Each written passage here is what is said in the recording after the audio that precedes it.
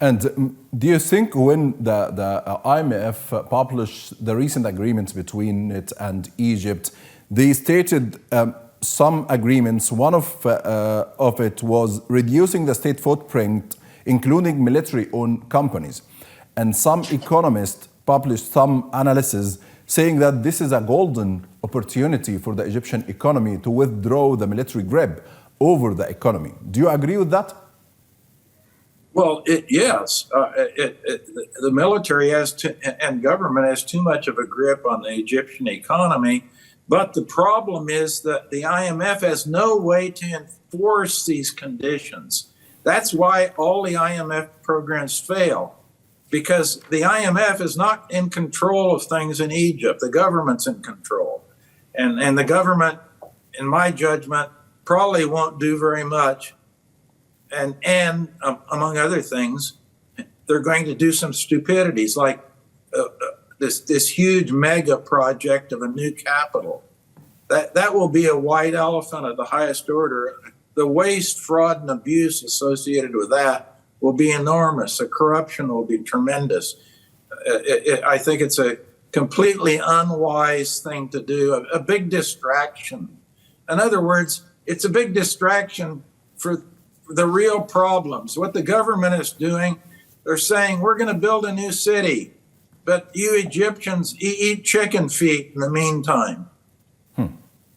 And by the way, if you look at, for example, the Cato Institute, which you mentioned I'm associated with, they evaluate 165 countries every year on human freedom and economic freedom.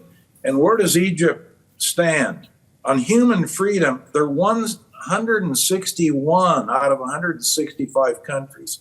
Economic freedom, 149 out of 165 countries. Rule of law, 144 out of 165. Safety and security, 137 out of 165. The government can't even keep Egypt safe for people to be walking around in the street.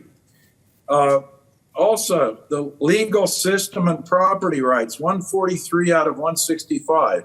Terrible rankings and all those structural things. Those are all structural, institutional things that don't get changed very fast.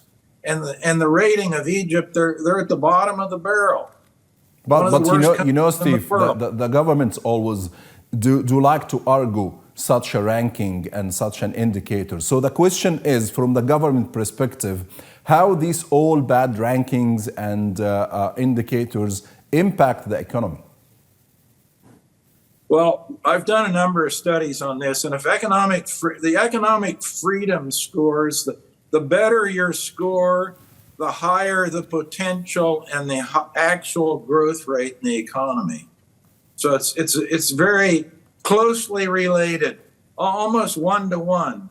You increase your economic freedom ranking by 10%, and you get a 10% jump in the potential and actual GDP in the country. And so if you want to be prosperous, you have to have a lot of economic freedom. Yeah. And let's look at the one that ranks up at the top, Singapore. Singapore has a very high, either one or two, I can't remember the rank right now, but they became independent in 1965. Lee Kuan Yew became the president. He introduced all kinds of free market, sound money, security, safety, rule of law, private property, all those things got much better.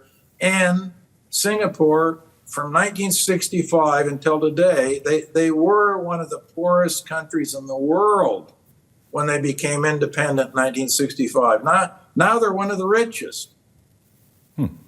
And you just said that IMF can't force the Egyptian regime to withdraw the military grip from the economy. However, they can hold the installments of this recent loan.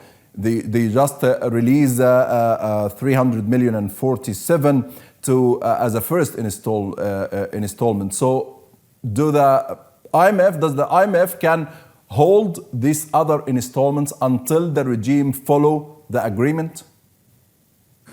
They could, but they typically don't. And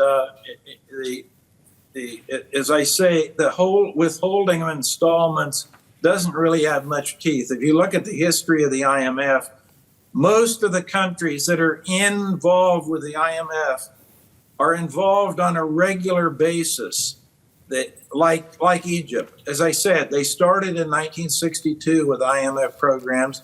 Every decade since the 1960s, Egypt has had an IMF program, and all of them have failed. If they would have worked, there would be no need for the IMF. The pound would be strong. There'd be no inflation. Poverty levels would be a lot lower. The government wouldn't be suggesting ridiculous things like eating chicken feet to control inflation. Now, all of that would have been fixed a long time ago if the IMF program worked. The problem is they don't work.